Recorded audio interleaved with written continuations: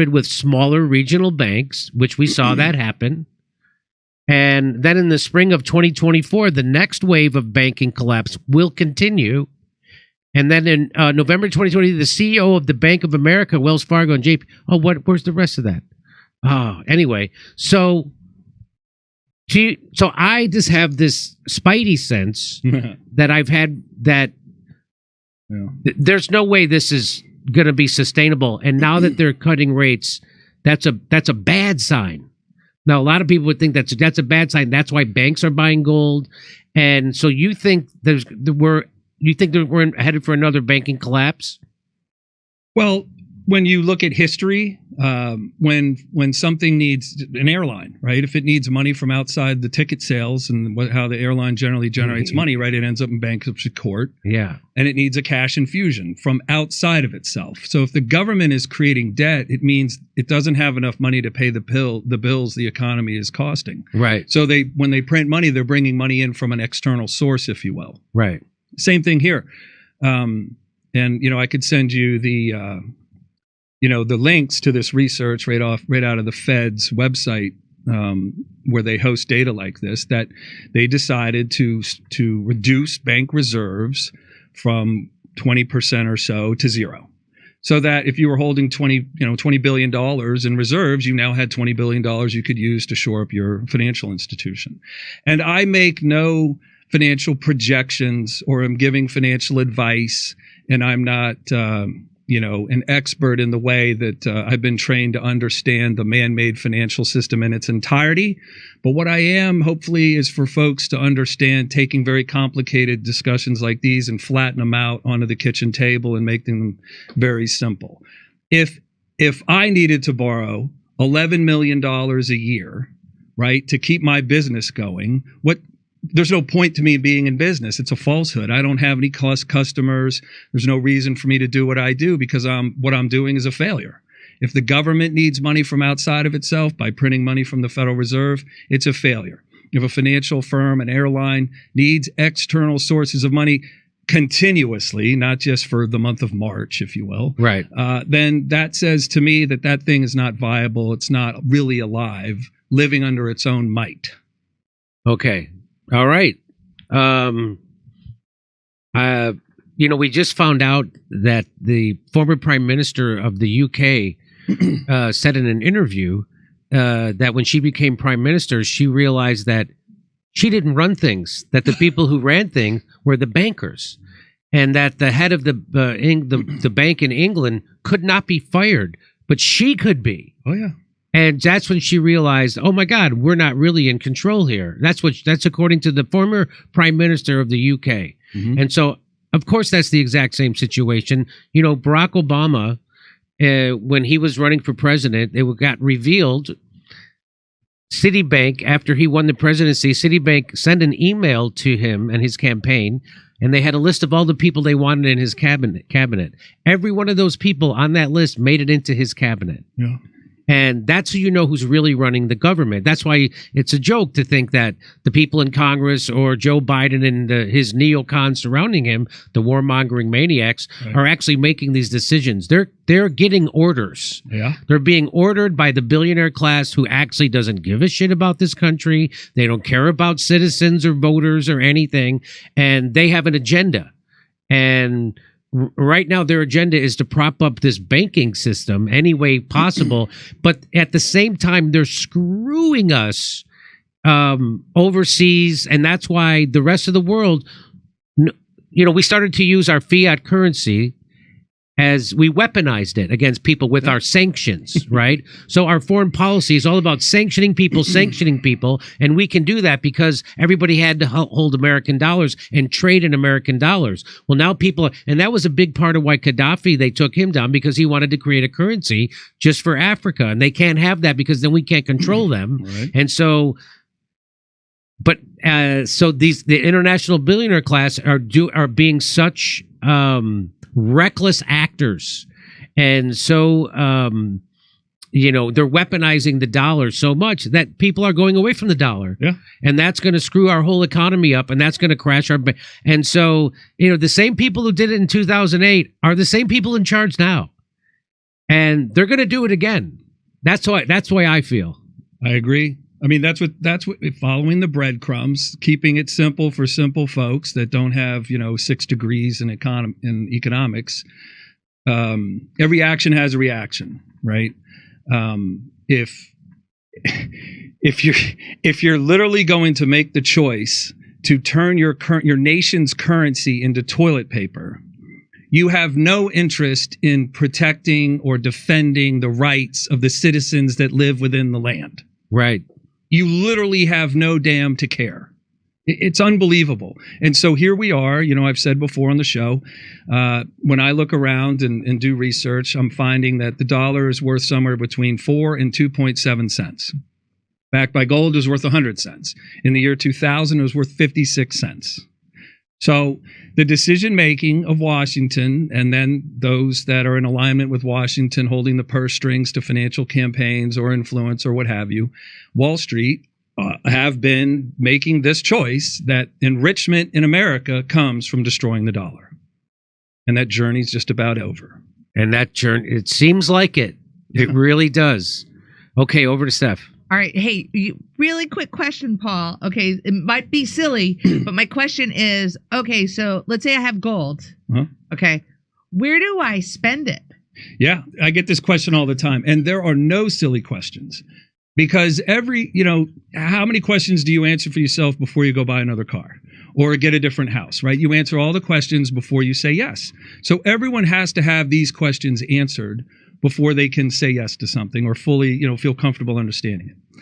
So one example would be if all of a sudden the electrical grid was over, how would you pay for stuff? And no major, big box stores would never probably be able to pivot to taking gold and silver, but something would rise up in its place locally, the local farm stand. No, you're not probably going to be able to pay for gas at the gas station with precious metals. The world would change, right? There isn't an answer to every question in the way that what situation could we be in and how will it go?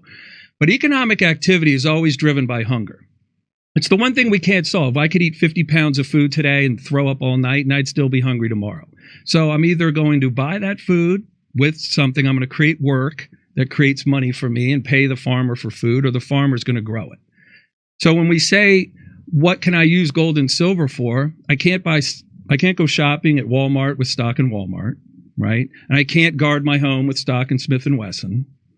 But gold and silver is a store of value, and as long as there's always some kind of currency in this country, likely there would be, then I'm going to liquidate my precious metals into that currency and go about my day.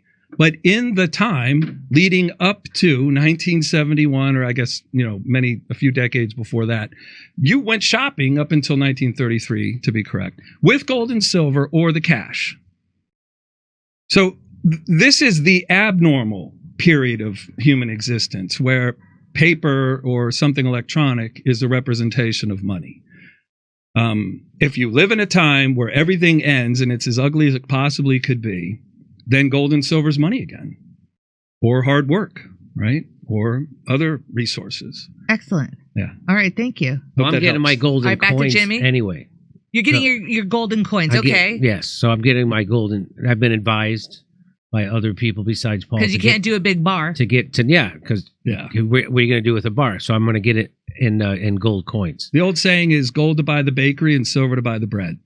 Oh, look at that. Oh, okay, and what's the cheapest amount that I could buy gold for? I'm a student or a struggling professional. I mean, what's the amount? The least amount. Well, the easiest entry point into, and there's different purposes for precious metals, right? There's different reasons to own different versions of gold and silver, if you will. So that answer has a couple different parts to it. But, if you're looking up pricing online, you would see that a gold bar is usually the lowest entry point into owning an ounce of gold.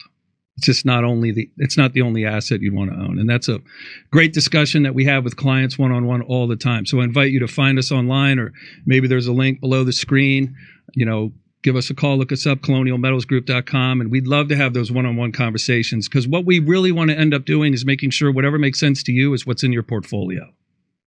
Great. Thank you. Yeah. Okay, so here's another story I wanted to talk to you about. Well, you wrote about this in your Substack.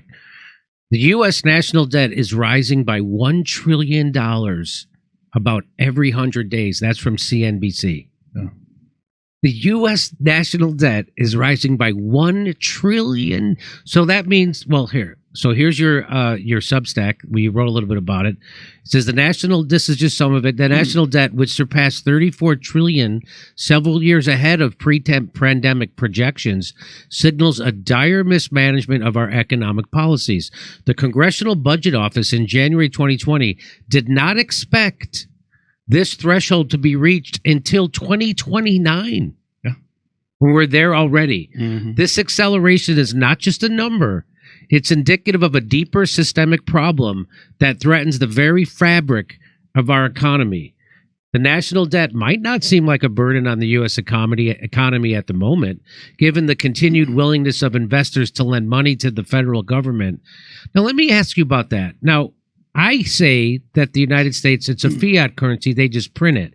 But then I see things like where you said people have to lend it to them. So which is it? Does the government print the money or do they have to borrow the money? There's different versions of how money is created. One long time ago, Bill Clinton was president. He wanted to help folks that weren't perfect credit scores own a home. So he created fractional lending. So banks can lend 10 times the amount of money they're sitting on, as best I understand it. So if a bank's sitting on $1 billion, it can loan $10 billion for home and auto loans, right? So that's creating money out of thin air. They don't have $10 billion, they have $1 billion. They can loan 10 times the amount of money they're sitting on. The Federal Reserve, if it's helping, create liquidity, as it's coming up in the news again today, that must mean there's financial needs by, conglomerates around the world, or just massive institutions, or even smaller institutions. Wherever the dominoes are, they want to keep from falling over. They're going to create funding for those entities without congressional approval. When the Congress wants to spend money on its bills, it has to pass, a law that allows the debt ceiling to be right. It's just so ludicrous. Let's pass a law, raise the debt ceiling again. It's obnoxious because they never respect it. They never say, nope, we're not going to do it. We're going to just have to deal with the tough stuff of things going unpaid for. We're all going to get together and solve this. We're going to have to discuss it. Instead, they just raise the debt ceiling, print more money. The Federal Reserve creates the money for them. And the Federal Reserve is a private institution. Yes, it is.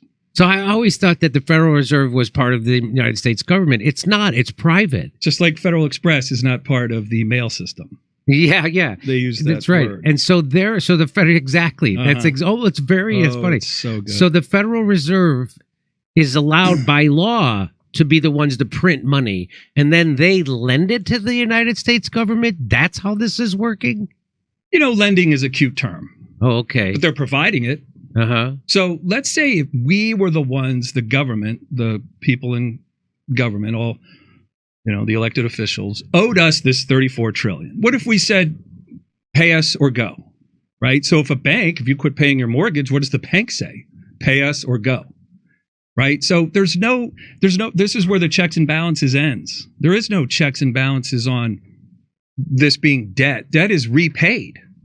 $34 trillion is never getting repaid, folks. Right. And $1 trillion every 100 days is more of a sign. And, we can be angry about how it's all gone, but now it's so dire. We need to start looking at how do we defend ourselves against what might be coming. And history seems to show examples of this reserve currency rising and falling into failure.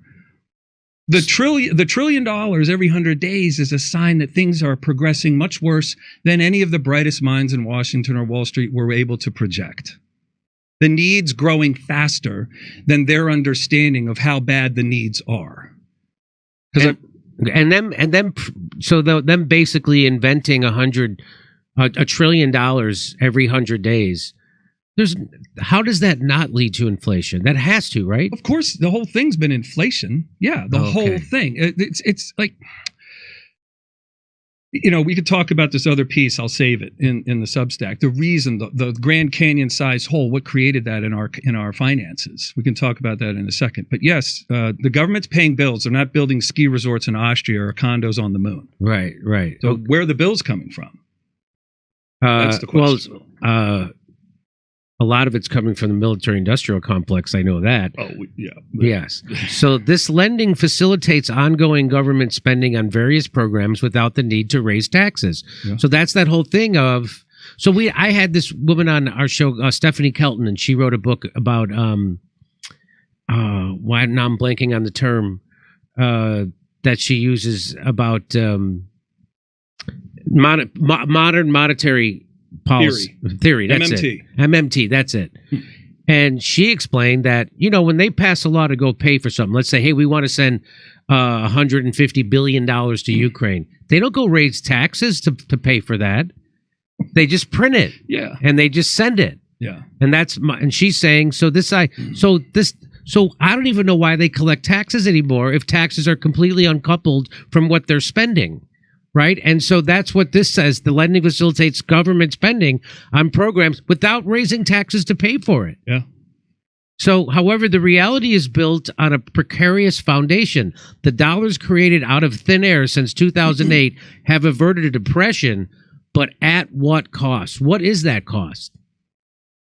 The destruction of the currency. So sometimes how I explain to my retirees, it's like you have financial oxygen on your back, like a tank of financial oxygen you sip off of, and it allows you to go wherever you want. You bring that with you, right? You go on a cruise ship, you go visit the kids, fishing in Alaska, pay your bills. And so what if that oxygen tank were to run out of air? Mm-hmm. What are you doing next? You're a greeter at Walmart? Not to be, just to say that most people don't want to be standing when they're older all day long, right? Or working at all, right? They did that work. They saved that money.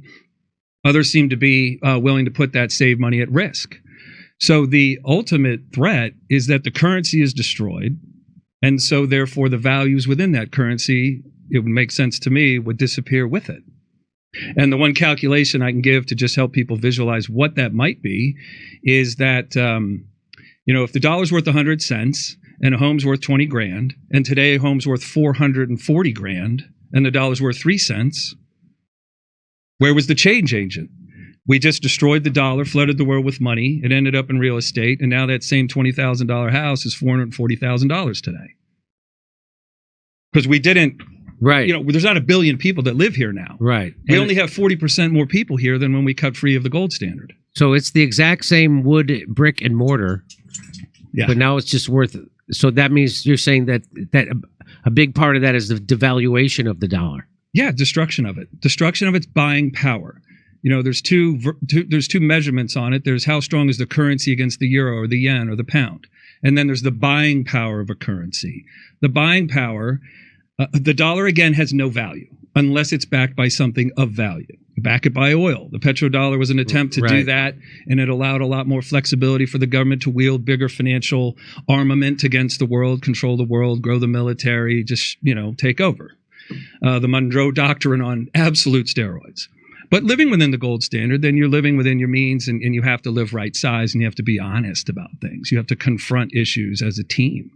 And I wanted to point out, I think the last time we heard about taxes was when Bush was running for re-election, and earlier he had said no new taxes. Read my lips. Wow, George Bush the first, you mean? Yeah. And didn't the whole world understand, certainly the part that supports political action, don't ever raise taxes. Just print the money. Yes. Just print the money. Yes. And raising taxes is political death. Yeah.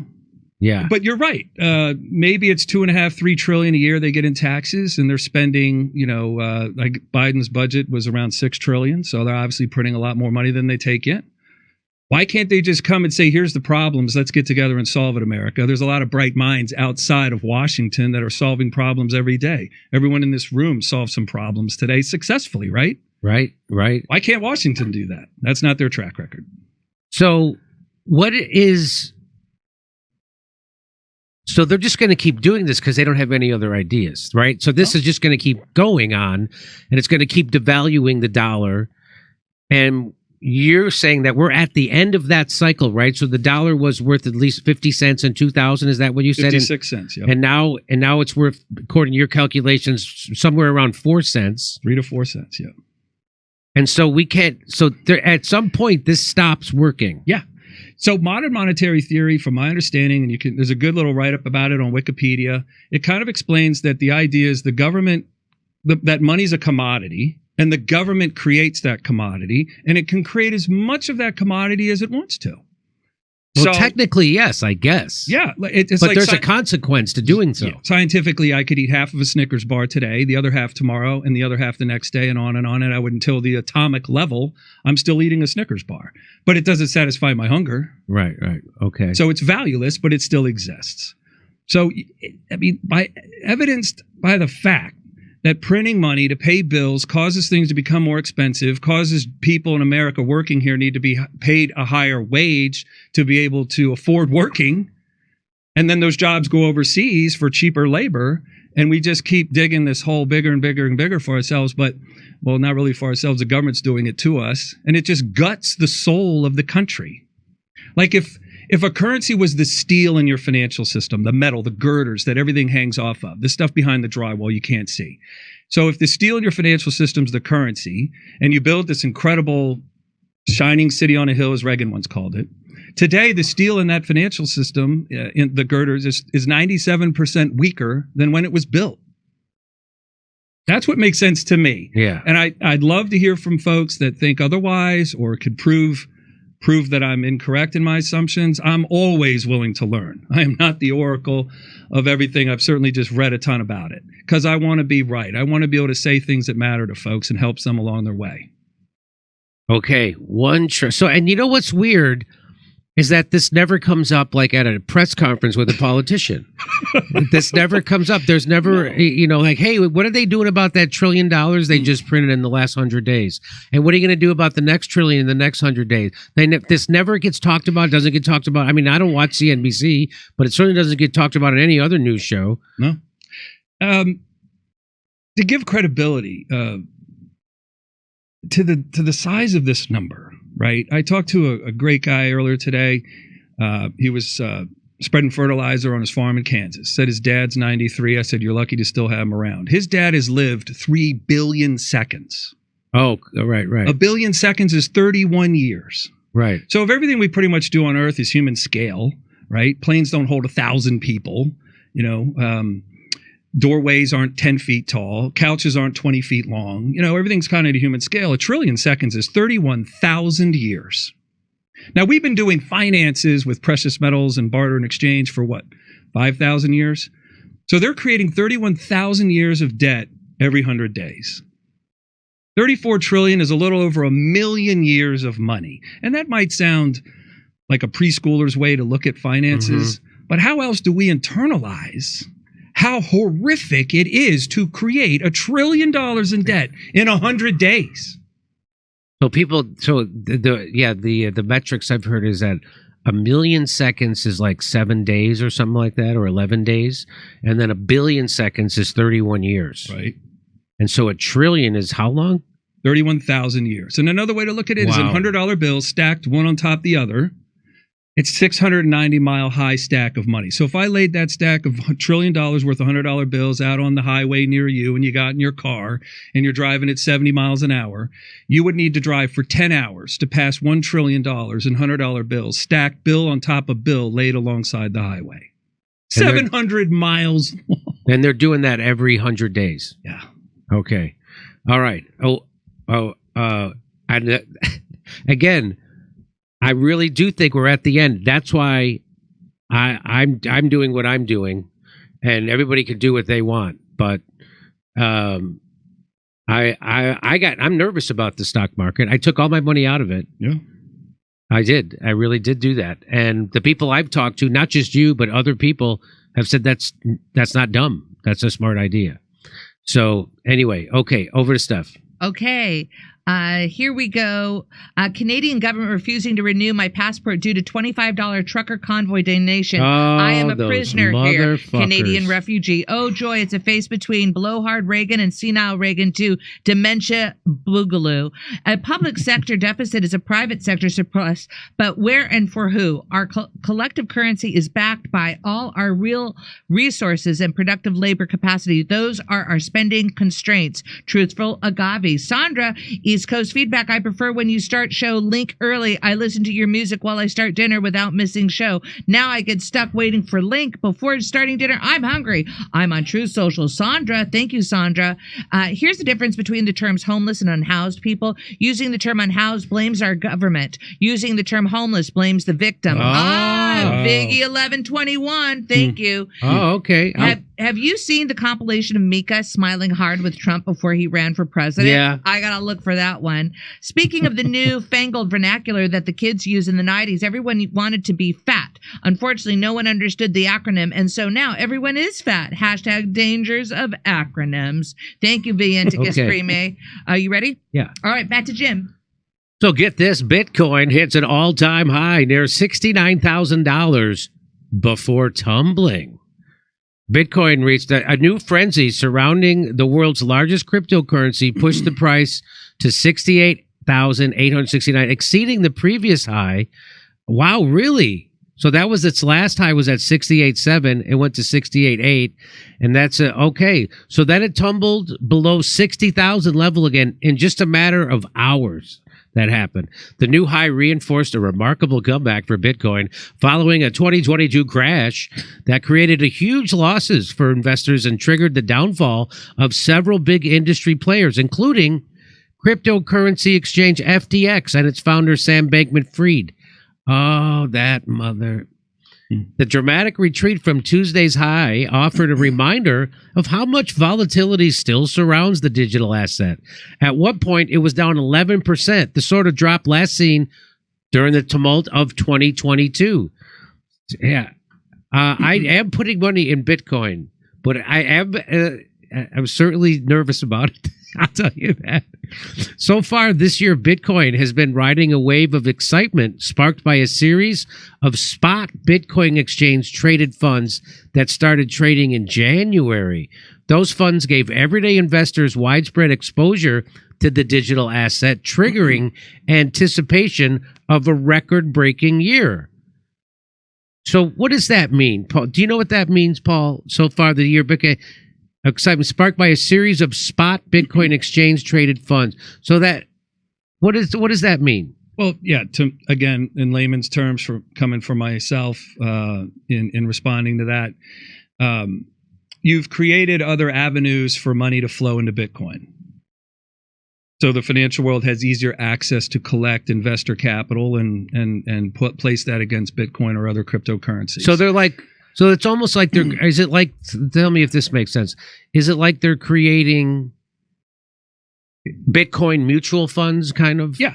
Right. Oh, okay. Yeah, electronically traded funds. That's what an ETF is. Yes. Oh, okay. And here's a visual. I'm big trying to make analogies and visuals so folks can picture what's happening. If, let's say, Europe threw $1 trillion into the dollar, would the dollar go up? Or would it go down, or would it stay the same? So I think it would go up. It wouldn't. It would not. But Bitcoin would. Precious metals would. Okay. So what's unique about Bitcoin or precious metals or Ethereum, gold and silver, is they're a trapped asset in a way. We can't create more of it just because there's more demand for it. But they can create all the dollars they want. Oh, okay. And so the value keeps draining out. Oh, okay. And so there's a set limit on Bitcoin. Right. Oh, okay. And in the precious metals world, it's estimated that we're only able to add 1% to the above ground supply every year. So through mining. Yeah. So if there's 100 ounces of gold on the surface of the earth, we'll add 1 ounce this year to that. Okay. 1%. So, okay. Limited. So there's more of this. The demand for these ETFs, that's electronically traded funds, or what? You got it. I feel like I know what I'm talking about now. You do. Well, Jim, the demand for these ETFs far exceeded anyone's expectations. Bitwise was among the firms that got the green light from the Securities and Exchange Commission to run one of these funds. So before they couldn't do this, now they can. Several money managers are now predicting the digital asset could rise above $100,000 before the end of 2024. I wonder which managers are saying that. Investors are bidding other cryptocurrencies and related stocks higher too, either ETH/USD. So does that mean, what does this mean? US dollar? Is that what USD is? Ethereum being priced in the US dollar. Oh, okay. Versus the euro or some other currency. Okay. The second largest cryptocurrency has outperformed Bitcoin by more than 7% since the beginning of the year. Really? Several so-called meme coins, such as Dogecoin, Shiba Inu, I never even heard of that. Well, I've heard of Dogecoin, but I've never heard of Shiba Inu or dog with what? They're also surging. I can't believe people would put their money in this. This seems that anyway. One sign of the new mania surrounding Bitcoin is the trading activity in the ETFs that launched in January. They have pulled in nearly $8 billion from investors in just 2 months. So that's what's going on. With the lion's share going to Wall Street heavyweights like BlackRock, and Fidelity Investments. No kidding. So now they're getting in on Bitcoin. Before, they wanted to make it illegal, but now they're getting in on it. There is also a basic law of economics at play in the new market frenzy surrounding Bitcoin. Supply and demand. Fresh demand from the ETFs means more Bitcoins are being bought on average each day than new coins are being created. The new ETFs have been purchasing a daily average of 3,000 to 4,000 coins since the beginning of February. 3 analysts who work for Crypto Money Managers said last week. Okay, so now I'm starting to understand what's going on. That is considerably more than the 900 coins being created daily by the Bitcoin network in the same period. More supply problems are expected for Bitcoin this year in light of the halving scheduled to take place 46 days from Monday. What is that? You know what is a halving? Is that like when they split stock? They're going to split? That's my understanding, yes. They double the amount of it. Okay. All right. Wow, look at that. When it was created in 2009 by how do you say that? Pseudonyms. Pseudonymous. That's developer Satoshi Nakamoto. Bitcoin was programmed with a fixed supply schedule that is cut in half every 4 years. Yeah. So in that instance, you would be reducing the amount in existence and causing the price to double by cutting the amount of quantity in half. But so if I own Bitcoin, let's say I own 10 Bitcoins and they cut the amount of Bitcoins in half, do they take 5 of my Bitcoins away? Yeah, but the price doubles. Okay. So that's my understanding. I'm not I'm not a Bitcoin expert either. Max Kaiser is. We should have him on. Yep. After that next cut, the so-called halving, the daily supply of new coins will be 450 instead of 900. Okay, we are in potentially the sweetest spot right here, says this crypto manager guy.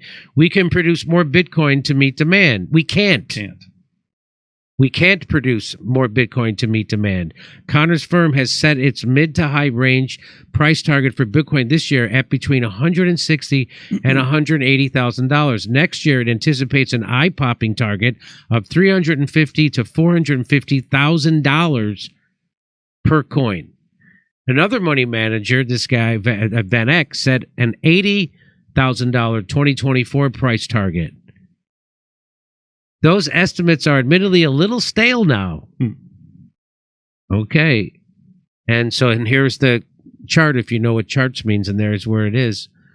So it seems like the people who do Bitcoin got an in with the SEC somehow and got the SEC to let them create these ETFs that would allow them to prop up the value of the Bitcoin. Is that what it seems like to you? I wouldn't use the word prop, but chase after it, run it higher. Yeah, like find success from it. So before they couldn't do this because of the Security and Exchange Commission wouldn't allow this. Right. Now they are allowing these big investors like BlackRock and Fidelity to go buy these like mutual funds of Bitcoins, and that is jacking up the value of the Bitcoin. Right. So that's what's happening. The only caution to it all is no one does payroll in Bitcoin, right? You can't finance a loan in Bitcoin. How does it eventually play out? Is it really going to be the currency the world uses as central governments melt down into bankruptcy and abject failure? It's just a giant question mark. So it's almost like a Bitcoin is an invented gold coin, right? I mean, you're from the gold world. I've heard it called the digital gold, right? In a way, gold and silver ounces are limited. Bitcoin is limited. Ethereum is limited. But I absolutely can't just suddenly create a lot more gold and silver. But man potentially could create a great deal more of cryptocurrencies. I'm not going to get into the argument on where the fundamentals and the hard stops are within the design of Bitcoin or Ethereum. But as federally issued crypto dollar, wouldn't that be in direct competition with this? I don't think the Federal Reserve wants to give up, or federal government wants to give up market share. Yeah. It's just a giant question mark. I haven't ever heard anyone resolve for me very well. I'd love to be on the show with someone who's an extreme fan and knowledgeable about that. Yeah, well, I'll bring Max Kaiser on. I'm sure if I can get him, I'm sure I can. And then, we could have you guys talk this out. And so because I'm certainly not equipped. When you think about investing in a stock, they have a product, right? They make soup. They make household goods. They make lumber. They make whatever. When you look at precious metals, it can't be man-made, right? So and it exists physically. Carried across the border, you probably wouldn't go on either side of the border these days, but if you wanted to go to Europe, live somewhere else, you could take it with you. To access my electronically listed investments, I need a lot of things to work that lay between me and the connection to my investment. In Bitcoin, I need the phone lines. I need the internet because the government regulates all that stuff. So I don't trust the government allowing things to. I don't see how the government's policies are ever empowering people. So how long does this empowerment of the average person wanting to switch away from fiat currencies into a holistic global currency? How long do governments allow that to continue? Because they seem to be positioned and on a trajectory to continue to ruin my individual power, privacy, and rights. And you can foresee a day when governments around the world, including this government, just says, "Hey, you know what? This Bitcoin has gone far enough, and it's screwing over our dollar," and then they will do some nefarious action to undermine it. It's just a big question mark, right? And we look back. The governments didn't start off yesterday, right? Although many of them act like they were born yesterday. But when we look back through human history, where was the government that still exists today that is just kicking ass, serving up its people with great policies? Where is that government? So if there's no precedent, right? When the Supreme Court makes decisions, it's looking for precedent.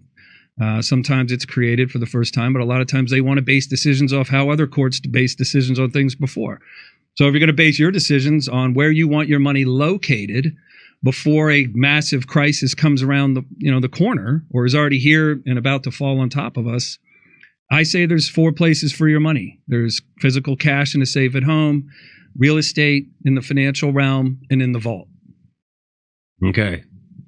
And I'm putting my money in the vault. But as humans, we all want to say, oh my God, what if 5 years from now Bitcoin's $1 million and we missed it? Right. So I'm also putting some of my money in the Bitcoin. Yeah. That just for that reason. Yeah. It's like, hey, it's the amount of money I'd be okay with losing. Put it that way. Yeah, that's another thing. It's when you look at the viability of risk taking, there should be quite a certainty that you're getting your money back. Yeah. And this was invented by someone we don't even know. Like maybe aliens shot it into our internet somehow, and Satoshi, Nakamoto. Who is that? Where did this come from? Are we literally investing in something we don't know the origins of? Yeah, but it's like I don't want to get left behind. I know. Hey, I'm human too, Jimmy. I feel the same way. I'm not going to talk about my positions. But, yeah. Okay. All right. Well, Paul, I appreciate you coming in. Paul Stone, co-founder and CEO of Colonial Metals Group. Also an advertiser on the show. He also advises me on where to put my money in precious metals, and has been backed up by many people outside of Paul and his company that I'm doing the right thing. So anyway, Paul, thanks so much for coming in. Always appreciate it. Always fun to talk to you. Absolutely. And look forward to reading more stuff about your Substack. Yeah. Thank you, Jimmy. And I look forward to coming back soon. Okay. Let's go to a break. We'll be right back. I'm putting a lot of my money, my retirement money, into precious metals, gold and silver. Why? Because lots of people I trust with money, Max Kaiser's one of them. He's a big Bitcoin guy, and he told me gold is a good hedge against inflation, and gold is a good hedge against the stock market. And so did Carol Roth said that. And then also, who's the guy who wrote the book from Maui, my friend? Why am I blanking on his name? Ed Dowd. So they all said this. So I'm with them. And so I'm putting that into this. And I decided to partner with our sponsor to do this, Colonial Metals Group. They're helping me set up a secure, self-directed IRA where I have access to my assets no matter what the stock market and no matter what the government's doing. So let a team of experts at Colonial Metals Group help you protect your family's future. We've put together a special offer for our audience. Get this offer. Listen to this. You click on the link in the description below or call a special 800 number and you'll receive a safe and up to $10,000 in free silver. Then the number to call is 888-910-1419. 888-910-1419 or go to colonialsmetalgroup.com/Jimmy-Dore-Show. That look like.